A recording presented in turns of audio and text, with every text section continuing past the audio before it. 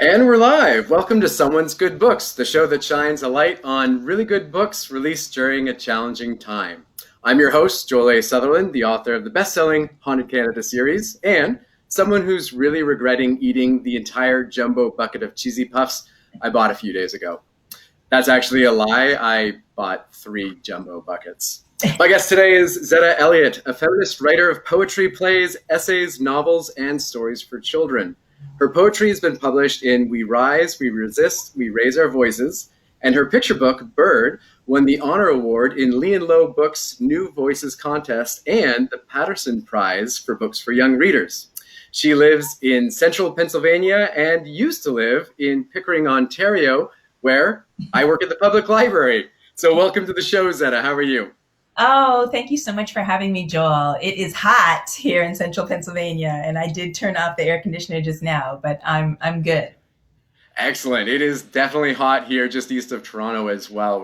We've got a heat wave. I'm not complaining. It is nice when you can get outside and enjoy the sun. Yes. But it's good to have that AC. I'll let you know when you can turn it back on after the interview. I appreciate the sacrifice you're making by turning it off so everyone can hear you. We've already got some comments too. This is amazing. I always say that if anybody has any questions or comments throughout the show, definitely please add them into the chat and we'll make sure to get to them. I'm going to take a look right now and jump in before we get started. We've got Charlotte Rowland saying, I'm so excited. Fantastic. Diana Smith is saying, LOL, probably about the air conditioning. Laura Atkins saying, hello, excited to see Zetta featured here. And Charlotte says, I want that book. So that's fantastic. We're already doing well right off the bat. Excellent. Well, having said that, that's part of my opening spiel. If you're all set, Zetta, we can get started. Let's do it. Let's do it. That is, as I always say, time now to get into Someone's Good Books. So my first question for you, Zetta. On My Block was published by Rosetta Press on May 7th, 2020. In the spirit of the show, tell us a little bit about what makes it a good book. Okay. Well, obviously I'm biased since it is my book. But On My Block actually means a lot to me because I always write about the neighborhoods that I live in. And so I lived in Brooklyn for 20 years. This is book number 37 for me. And almost all of my books are set in Brooklyn. And that makes sense because part of my daily ritual was to go walk around the city. I lived very close to Prospect Park, which is like Brooklyn's Central Park. I live next to the Brooklyn Botanic Garden, so I have stories that are set there. And then it got to the point, due to gentrification, where I felt like I needed to move on. And so in the summer of 2018, I moved to Philadelphia. And I have ancestral roots in Philadelphia. My African-American ancestors were based in Philadelphia and in the 1830s migrated to Ontario. So I guess I grew up hearing about Pennsylvania and Philadelphia. My father went to school in Allentown, Pennsylvania. So when I was looking for somewhere to move, I thought, all right, it's close. It's, on the train line. And I fell in love with West Philly, which is a lot like Brooklyn, but distinct in its own way. In particular, there are murals everywhere in Philadelphia. Mural Arts is just this amazing organization, and they cover all of these walls in incredible murals. So you can just be walking down the street and suddenly you have this incredible vision of color, vibrant storytelling, really. Yeah. And there was a contest. There was a contest being held by the Open IDEO organization, and the idea was to write a book for kids set in the urban environment that would help children and their caregivers with language acquisition.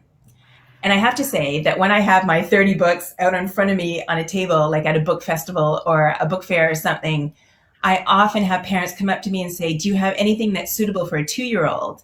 Right. And now I have worked with kids for 30 years, but I do not work with 2-year-olds. And so I don't write for them. I'm sort of stuck in that moment when I was 8 years old. That was a really pivotal year for me growing up in Canada. And so I almost always start off with an 8-year-old protagonist. And picture books tend to skew younger, so that's okay. But I had never thought about writing for infants. I did like one preschool presentation, won't do that again. Incredibly challenging. They have the attention span of a gnat. Gives you respect for preschool teachers or, caregivers. Yeah, honestly, my mother was a kindergarten teacher, for like 30 years. She was my kindergarten teacher. So I know a little bit, some of her tricks of the trade, but that's a younger preschool is just, anyways. So writing for that age group was a challenge. I wanted to write something that would make kids feel proud of their neighborhood in West Philly. I really wanted the illustrations to reflect West Philly. And so I entered it into the contest. I did not win the contest. I was not even a finalist in the contest, but I have a lot of experience with rejection in publishing. And so I thought I could make my own book. And I have done 6 other books with Purple Wong, who's the illustrator. She's just an incredible artist. And I went to her with the text and I said, here are the ideas I'm thinking of. And she's based in Hong Kong. Right. And as you know, Hong Kong has been going through some political upheaval and then the pandemic hit. So this is a book that we started, I think, in September of last year, and we just got it, ready to go in May. And then as soon as we finished it, I turned around and said to her, what if we added some coloring pages? I really just sort of felt like what would make a book interesting and useful and fun for super young kids. And I always imagine them, on the lap of an adult, pointing out things in the picture. So I added some questions at the end, kind of like a little activity guide. What are the things that you love to do in your neighborhood, the people you love, the places you visit, and then the coloring pages. So I feel like that's the first time I've done that in one of my books. And I really think it's a way to engage sort of the entire family in the experience of the book, which was part of the challenge. So I think that makes it a good book. I love that. And spoiler alert, one of my questions a little later might be to do with those activities in the back. Okay. That's fantastic. We've had a few more comments in the chat as well. Tracy Curry says, hey, Zetta, so excited seeing this beautiful being. Lori Stravell, a friend of mine from Georgina, where I used to work at the public library there, says, we love the book, Milena's Jubilee. The idea of a fresh start day is such a wonderful concept and something we try to live by in our home. That's so cool. Yeah, and Charlotte Rowland says coloring pages is such a great idea in the back of the book as well. And hopefully it will encourage them not to draw on the actual pages that already have an illustration, because I know kids can do that sometimes. Yeah. Librarians of the world are thanking you for that. All books are going to require coloring pages in the back now. Say, color these ones, not these ones. Leave these ones. And Lauren Flattery, who I work with at the Pickering Public Library, says, great idea. Lots of approval already. Nice. You mentioned that obviously when you started working on this book, the pandemic hadn't hit yet. I ask all my guests on this show what it's like having a book released during a global pandemic. It's really interesting because I'm someone who has self-published a lot of books, has had to self-publish a lot of books, and then I have traditionally published books. And people often say to me, what's the difference between having a publisher and a publicist and then having to do your own books? And the truth is that even when you publish with a traditional press, if you're lucky enough to have a publicist, the onus is still, for the most part, on the author. And so in some ways, I feel like I've always had to do my own launches. I've always had to get creative. With the pandemic, I think because this is book, 37 for me, that I was kind of I wasn't heartbroken about not being able to do a bookstore launch, because I had a book come out in October, The Dragon Thief, and I had a book come out in January, Say Her Name. And for both of those books, I went to bookstores, I hustled to the bakery, I got cupcakes, I had cake, it can actually end up becoming really stressful trying to do a book launch. So on the one hand, the pandemic took away a lot of that stress. And then I just had to get creative. I thought, what is it that I really want to do? And when I'm self-publishing books, I am not primarily concerned with sales. Right. I make my money through the traditionally published books and through engagement. So I can't visit schools right now. That's unfortunate. But I've been doing a lot of stuff online. And I just thought, if I really want to get books into the hands of kids, I'm going to make a list of nonprofits, especially in West Philly. And I'm going to reach out to them and ask them if they would like a copy of the book. And so just in the same way that I sent you the PDF, I sent them the PDF. I may regret this, but I'm happy to send the PDF to any parent or librarian or educator watching right now. If you email me, info@zettaelliott.com, make sure you get all the T's and all the L's in there. info@zettaelliott.com. I just started doing this on Instagram, and It's a quick, easy way for me to share the book. If they enjoy it, they can buy it. If not, no big deal. And then I am friends with Stacy Blake, who is the head of the YWCA here. And she asked me to do a story time for their preschool. 70 kids. And I was like, preschool again. I was like, I always make excuses. I'm really not good with that age group. And, maybe you'd rather have one of your teachers read the book. And they had already asked to read Benny Doesn't Like to Be Hugged, which is another book I did for super young kids. And so I said, yeah, you know what? Sure, I'll do it. It will take me all of 5 minutes. But what I can offer is, how about we send a copy of the book to everybody in the program? So I donated 70 copies to the YWCA, and then I've sent, like I said, copies to West Philly, and I'm giving it away to parents. And I have to say that the pandemic, really makes you think about your priorities. And it's a time when a lot of families are struggling financially. But the truth is, a lot of the families that I write for and think about when I'm writing have been struggling financially for a very long time. And I self-publish in part because it enables me to print affordable paperback books. And that's important because we know that kids do better when they have books in the home. And as much as I love the Pickering Public Library, it was really important for me to go to the library because we didn't have money in my family for books.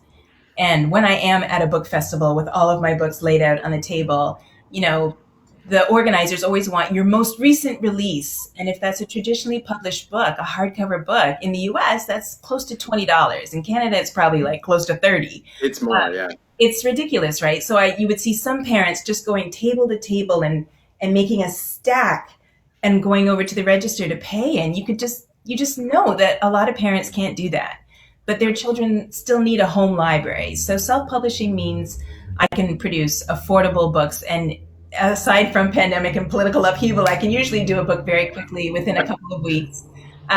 So for launching this book, I think it really helped me think about what was most important, and just getting it into the hands of families and the kids that need it. I think that's reward enough right now. That's amazing. So many. You're going to get a lot of emails after this. A lot of people in the chat are already saying they're going to take you up on that. We're getting lots of clapping emojis, smiley faces. I got to say, Diana Smith says she's taught preschool for 10 years. You've got this. So in terms of doing the preschool visits, no worries. Wow, this is amazing. Lots of great comments about this. I wanted to say too that definitely, I think a lot of people, this is an amazing offer to send that out to anyone that's watching right now. I hope a lot of people take you up on that. I'm sure they will. And like you said, if they want to then buy a copy, I think that's a great idea, because especially, not only is it a great book, but also it's really hard to color on a PDF.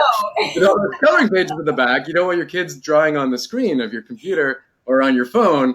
So definitely buy a copy so they can actually color into the back of the book. Exactly. And on that note, I wanted to say I love everything about On My Block, from the story to the illustrations. Super cool that the illustrator's in Hong Kong, by the way, and still managed to nail your city. It's amazing.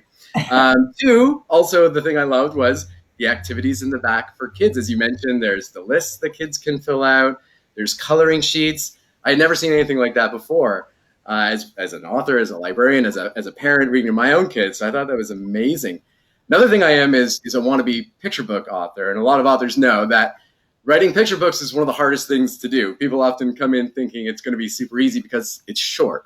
But I can be a testament to the fact that it is not easy. I've tried many, and even as a published author, have not successfully written or published a picture book. So I got thinking as I was reading your book that maybe if I just took a book filled with blank pages and the kids could write the whole story and draw all the pictures, that might be the way I could break in. I could write a picture book of blank pages. I just want to ask you, Zetta, is this a really good idea or a really, really, really terrible idea? No offense. What we need in publishing, we need a lot of things, but what we need most of all is innovation and people who aren't afraid to take risks. So I would actually say, in the same way that, I'm sure the first person who said, let's do a wordless picture book, somebody looked at them like, what is wrong with you? We're trying to teach. But we're not, right? We're talking about storytelling and how that opened up possibilities for creating narratives when we have no words on the page. So it's actually pretty interesting. I mean, I think you could do something, really innovative and kind of edgy by, even if you had like 3 words on a page and then left a blank. And so the child is inserting a blank. I mean, this is what you did, Joel. You Oh my had goodness. you had a bunch of authors and illustrators write a collective story, right? We each added 10 words. So Yeah. you already have, everything you need to do this. I have to say that people talk about writing for kids and especially writing picture books as though it is this magical, mystical experience. And I just do not believe that at all. I think everyone has a story to tell and everyone can figure it out. I didn't know how to write picture books. I didn't, get an MFA in order to learn how to write picture books. You can read picture books. There are so many parents out there who have read a gazillion picture books. Yeah, absolutely. Know how to piece a story together. And if you don't, so what? Make a book anyways and share it with your kids and they'll love it. It will be their favorite book. And I just have to do a quick plug that Laura Atkins, who had left a comment in the chat box, is one of my dear friends. So I'm completely biased about this, but she offers a picture book writing course. And she is one of the most phenomenal mentors. She's a former editor. She is an award-winning author. She has so many degrees I can't count. She's just a brilliant person to learn from. So if you do want sort of a mentor and a guide, if you have an idea and you're trying to figure out how to turn it into something, Maya Gonzalez also has a website, rightnowmakebooks.com, WRITE, rightnowmakebooks.com, and that shows kids how to make an idea in their head develop into a story and then how to stitch a book together. All her resources are free, and even though it's designed for kids, it's excellent for adults because a lot of us do feel intimidated. It's been a long time since we've drawn or colored or things like that, or just let our imaginations run wild. So those are some resources for folks out there who might be interested in writing picture books. Well, thank you. I didn't think it was a great idea until I started listening to you, and now I'm thinking there might actually be something there. And I have to say too that there's been so much chat going on in the chat room. I can't even keep up with it all, and for some reason, Lightstream doesn't allow me to scroll back, so I've missed some. I know. Somebody did mention that that coloring pages are good for adults too, not just kids. That the adults would like to color, and that a lot of adults have been doing color as a form of therapy, especially lately. Very soothing. Yeah. I'm getting called out, I think, for saying about the Canadian, the Canadian way. Yeah, I still hear it when you say it. Of course, I don't do that. That's from Charlotte. Yeah, guilty as charged. I know. People often actually in Canada and the States think I'm from the East Coast. I grew up and have lived in Ontario my whole life, but really? People often think I'm from out East. So you don't sound like a Maritimer to me. There you go. Thanks so much. Not that there's anything wrong with Maritimers. Love the Maritimes. But I'm from Ontario, so yeah. What else? We've got Laura saying, "Oh, thanks, Zetta. We have a mutual admiration society." That's amazing. And she had also mentioned something about Milo's museum as well, saying it has great. It's a little too low on the chat now, but great activities in the back as well. It does. If you want to build your own museum, and that's another book that I collaborated on with Purple. So beautiful, beautiful illustrations. Yeah. Very good. All right. So you have another picture book publishing during the pandemic. Busy, busy, busy. It's coming out in July. It's called A Place Inside of Me. I had a chance to read it as well, and I have to say it's beautiful and powerful, and I strongly believe it should be required reading and found in every school and library across North America. Wow. I'm curious to know if it was written as a standalone poem, because that's on the title on the cover page, saying that's a poem. Was it written as a standalone poem, as you're a poet as well, or if you always intended it to be a picture book from the start when you started writing it? Yeah, it's a really interesting kind of story, and I wrote an essay about it because it is quite a story. So I wrote that poem almost 20 years ago. I'm pretty sure I wrote it in 2001, possibly early 2002. And as with all the rest of my manuscripts, was sending it out and sending it out and sending it out and just getting rejected again and again. And then in 2016, I got an agent and she read everything, my 25 manuscripts that are sitting on my hard drive. She read them and I said, what do you think about that one? And she said, you know what, I think it's too sad for a picture book. And if anyone has read my first published picture book, Bird, they should know that I also had that story rejected, in particular by one Canadian editor at Annick, who said it was just too sad. And it remains one of the most popular books of mine, I think, in part because so many families are still grappling with addiction across the country. But my agent thought it was too sad, and so she sent out some other picture book manuscripts instead, and they were all rejected. And then that summer, Philando Castile and Alton Sterling were both shot by police within a matter of days, I think. So it was another really difficult week. And my agent emailed me and she said, now that I have stopped crying, I really wish that that book existed, because if it did, it would be helping kids right now. And so she said, do I have your permission to send it out to a couple of people? And I was like, of course. Yeah. And she sent it to, one editor who was like, I'm too busy, I don't have time. And she sent it to another editor, Grace Kendall at FSG. And Grace, just fell in love with it. And she said, everyone in the office is crying. And I think because of that particular moment and because of some of the language in the poem, they thought that it suited a protest narrative. And that was not what I had been thinking when I wrote it. I had actually thought of it as more abstract in a way, because it goes through the child's range of emotions, right? Anger and sorrow and joy and compassion and pride. And I guess in my mind, I kind of thought of it as a calendar, like the way that you would just have stunning image after stunning image after stunning image, and there was no narrative per se. And then Grace read it and she said, how do you feel about having us, use the illustrations to show an incident, a community protesting, and then some kind of resolution? And at first I was a little wary because, unfortunately, Black people have been targets of police brutality for decades. And it really has only become interesting to the publishing industry lately, in the last 5 years, maybe. So Black Lives Matter, brings so much attention and mobilizes so many people. And then all of a sudden editors are like, oh, we need a Black Lives Matter narrative. So Grace is not that kind of person. And I found that out about her. And she actually brought on an illustrator. The illustrator, I think withdrew, brought in a new illustrator, Noah Denman. This is her debut picture book, but she's an incredible illustrator. Amazing illustrations. Woo! Yeah. And first book. And I know, right? Set the bar high. Yeah. But Grace said to Noah, you can kind of do what you want. And Noah developed a narrative where there was a little girl, and on each spread, the emotion was represented by an animal. So on the first spread, it was a little girl on a swing set, kind of suburban looking, and there was a bunny hopping across the page. There's joy inside of me. And I was just like, you know what, that doesn't work, because the language in this poem is for a much older audience. And I envision this being a picture book for older readers in the same way that Bird was a picture book for older readers, like 7 or 8 and up, unless it's being mediated for younger kids by an adult. And so I said, I really imagine it being a boy, and, I don't want to use animals. I was really actually kind of concerned that educators might come up with an activity like, what's your spirit animal? And we are definitely not doing that.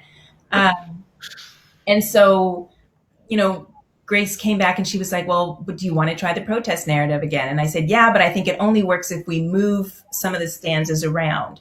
So we changed the order of the stanzas, and then all of a sudden it just completely fell into place. And I mean, usually an author doesn't get any say on illustrations, and the book is just kind of given to you at the end, and then you're like, you have to kind of take it as it is. But Grace is an editor who feels like the author comes first. And so I had a lot of input. Poor Noah. I had a lot of input. But it just, every time I look at the spreads, I just see new things that I have missed. And I just think it's stunning. And I'm super, super proud. And I'm so grateful that I got to work with Grace and Noah on this book, and that it will come out at a time when it is desperately needed. Absolutely. And it's interesting to hear about the beginning, how at first it wasn't going out on submission, because I actually found, to be honest, there's a lot of hope and positivity in it as well, without shying away, obviously, from serious matters in a way that I think is accessible to kids. And it's definitely something I would and plan on reading with my own kids too. So great. Yeah, I think you have to have a particular vision. I mean, I think that's partly how publishing works is that sometimes things don't even go into the hands of an editor. They go into an editorial assistant's hands or they go straight to the slush pile. You really have to have somebody who has a vision and can sit with the story, can sit with the words, can think about the language, can see possibilities. And I think that's really what Grace did was that she could see these stanzas that weren't necessarily connected, but could see a way to make them connected through illustration. And yeah, it worked. Excellent. Well, we did have at the beginning of the show a lot of comments about the Dragon books. There's obviously some fans here, so so my next question is about that series. I need to know: did the Dragon Thief steal the dragons because they felt bad that the dragons were in a bag? Yes. So I have to say Spoiler that, I'm a second sister. I have an older sister and I had an older brother as well. And when you're the youngest, you want to be with your older siblings, but they often just see you as a pain in the behind. So I think Kavita is used to being sort of dragged around and feeling unwanted or feeling invisible or being underestimated. And yeah, she's just a curious young girl. And when she opens the bag and opens the tin in the bag and sees the dragons there, yeah, and she just thinks, he's got three. Who needs three dragons, right? He's not going to miss one. And I'm sure dragons have a kind of magical allure, and if they look at you the right way, and you're giving them something sweet that they love to eat, I think they just had an immediate connection. And she picked the one that didn't have wings, right? She picked the one that was different and left the two that are similar together. So I think she figured they would have each other, and then she would have something all of her own. And I remember feeling that way. That's great. All right, serious pandemic question for you. Has your go-to pandemic snack been something salty, something sweet, or something salty sweet? All of the above. Option D. Everything. Corona 15 is real. All the snacks have been my snacks. I can fit into my clothes by the time I do decide to go back outside. I've actually been making myself wear pants because for a very long time it was me with stretchy pants and everything had spandex, and now I'm like wearing a skirt.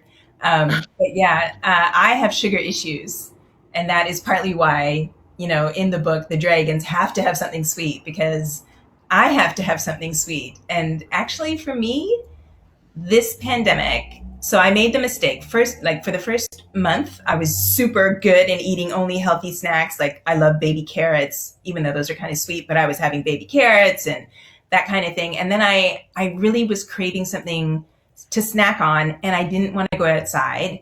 And so I ordered online, which was such a mistake because you can get a box delivered to you with 40 snack size bags of chips, like Sunchips, Doritos, Cheetos, like things I'd never even heard of. Of course, all the pretzels are left because I don't like pretzels that much. But I seriously was eating like 4 or 5 bags of those a day. And at the same time, I ordered a box of Dairy Milk bars, the jumbo size Dairy Milk bars. So mostly what I have been eating for the past 2 months is chocolate. I pretty much blew through the chips really quickly, which was good, and I will never order those again. But the chocolate, that's pretty much what I've been eating. Yeah, we've been doing the same, and with our kids, we're just telling them, you know what? Now's the time to just all bets are off. Yeah, no shame. That's right. If it's going to make you happy right now, that's okay. We'll deal with it, once things settle back down to normal a little bit. For now, I have worked out an exercise regimen within my apartment, so I feel like as long as I'm doing my exercise regimen, I can still have a little bit of chocolate every day. I've been doing the same thing. I still make sure I get up in the morning so that I can binge watch and binge eat stuff in the night, and it keeps me to a bit of a routine, so I'm not just staying in bed till the middle of the day, right? Exactly. It's all about balance. Absolutely. Kim says online ordering is both a blessing and a curse. I hear you. Sure. And Charlotte also said that speaking of the Dragon Book, she loves Kavita and Auntie together. Yes, Auntie. It's so interesting because I sort of loosely based Auntie on some Caribbean aunts, because I'm Caribbean on my father's side. And, Caribbean aunts are so great often because they're immigrants, right? And so they come from a very warm place, tropical climate, and then they're living in North America, generally like in Toronto or New York or somewhere like that, where there are seasons and it does get cold, but they don't want to stop wearing their favorite traditional clothes. And so I can think of like some of my aunties who would be wearing a summer dress. I saw Jamaica Kincaid give a talk once, and she looked like one of my aunties because she had like a very kind of flowery, summery dress on, but then a turtleneck underneath it, and some pants underneath, and then some like lacy granny socks. Like it was this weird mishmash.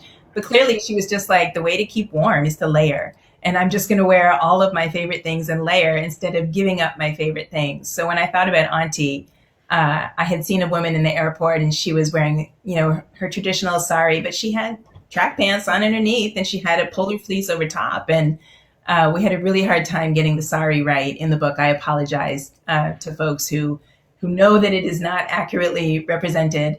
But the idea that, Auntie was this person who had a memory of home and she missed it, right? She missed feeling like she belonged. She missed having a sense of purpose. And then she sees this little dragon who also, is sort of out of place. And that was really fun. And I got to write about the cities. And, I hadn't known that there were a history of African centuries, going back centuries in India. So it was great to be able to add that to the book too. Excellent. Very good. Well, I think we're just about at the end of our show. But as always, I save one of the most important parts for last. That is the grand reveal of our socks. From the beginning of the pandemic, we've rarely had to wear shoes. We've been staying inside a lot, so our socks are much more visible than ever before. Are you wearing some funky socks or some plain socks or no socks at all? No, you told me. Oh no! Should I go run and get my fun socks, or can I just go? How about you could go run and grab them while I show off mine? How's that sound? Excuse me for what I'm wearing on the bottom, folks. Excuse me.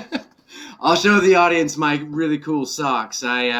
It's a bit of a heat wave here where I am east of Toronto, and I thought I should wear some socks that fit with the temperature. So here we go. I do have on some very tropical. Zetta, you're back just in time to see my tropical palm tree surfer sunset socks.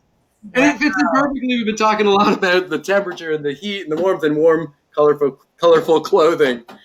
So that's what I chose to wear for today. You can just do like sock puppets if you don't have time to put them on your feet. Yeah, I don't. So I'm sorry. But when the pandemic started, I knew I wanted something fun to wear. And I wanted some Muppets socks, and it was really hard to find them. So I usually wear Grover, so they're in the wash because I haven't done laundry. But here are my Oscar the Grouch socks.